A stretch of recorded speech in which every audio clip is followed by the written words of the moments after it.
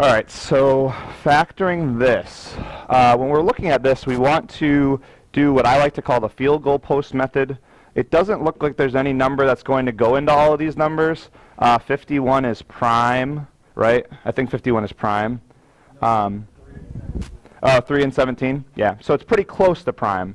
So 17 times 3 is 51. Let's see, we get 21. Yeah, you're good. So 51 is close to prime. There's not a lot of factors with it. So if we can't take a 3 or a 17 out, which we can't, then we're not going to be able to take a GCF out. So you're always looking for a GCF. So GCF is always your first question, and in this case it's a no. Okay? And I'm being a little more thorough here because we're recording, so that's why I'm talking about all these things. Always look for a GCF first, okay? So now what you want to do is, because you can't have a GCF here, you need to break it into 2 parentheses, and you're trying to find something such that the outsides and the insides add together. They kind of work together. So let's look at this problem for a second. Oops, ruined that.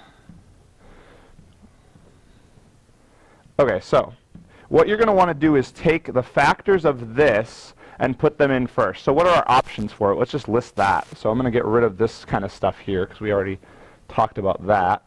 What are factors of 35? 5 and 7. That's really your only options, right?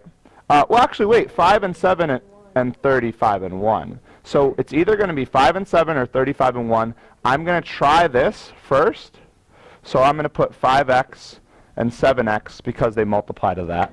Then I'm going to go here to the 8. I'm going to look at that, and I'm going to say what multiplies to 8. Well, my options for multiplying to 8 are 4 and 2 and 8 and 1. And I guess I'll try this one for starters. So if I start with 4 and 2, and I look at my outsides, insides, my outside is 10x, my inside is 28x. Any combination, subtraction, or addition that's going to make that work? No. So I'm going to go ahead and say that this is not good. I'm going to swap around the 4 and the 2, and then I'm going to see if that works out. Okay? There's a lot of combinations here because there's 2 options here and 2 options there. And if you were really solid with your statistics, or if I was really solid, I would tell you how many options there are. In this case, we have 20x and 14x. Any possible way, addition or subtraction, that's going to work.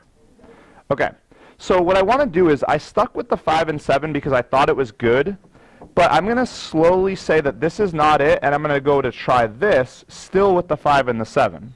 So I'm going to go ahead and make a change here and just try the 4 and the, instead of the 4 and the 2, I'm going to try the 8 and the 1. So my next option is to make it 8x, or just 8 and 1.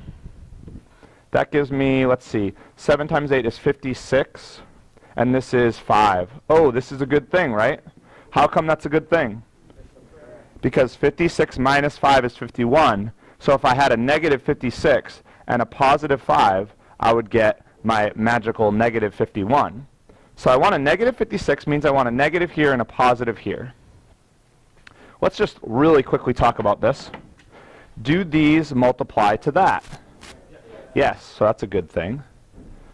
Do these multiply to that? Yes, perfect.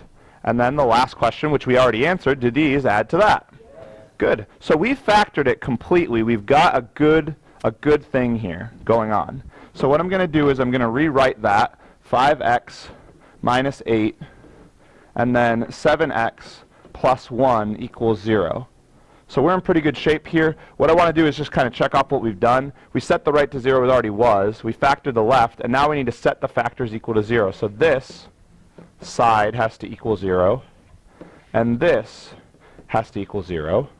And then we need to solve each of those. So last step here is to solve each of those equations from step 3. That gives us 5x equals 8. X equals 8 over 5. That's an answer. And then here we have 7x equals negative 1. So x equals negative 1 over 7. Okay? Now, I don't want to go through this in too much excruciating detail, but if we were to take this equation right here and plug in this 8 over 5, or even this negative 1 over 7, if we put the 8 over 5 here and squared it, and we put the 8 over 5 here and squared it, what should that whole thing come out to equal? 0, exactly. So we've really solved it. Well, you'd need to square it here. Did I say square here? Yeah, so my bad. So you'd need to square it on this first one, but not square it on the second one. And then this whole thing would come out to 8, and then you'd subtract 8, and you'd get 0, and this would work, and that would work. And can you guys just remind me if that was the correct answer? Just in case I made a mistake. Okay, cool.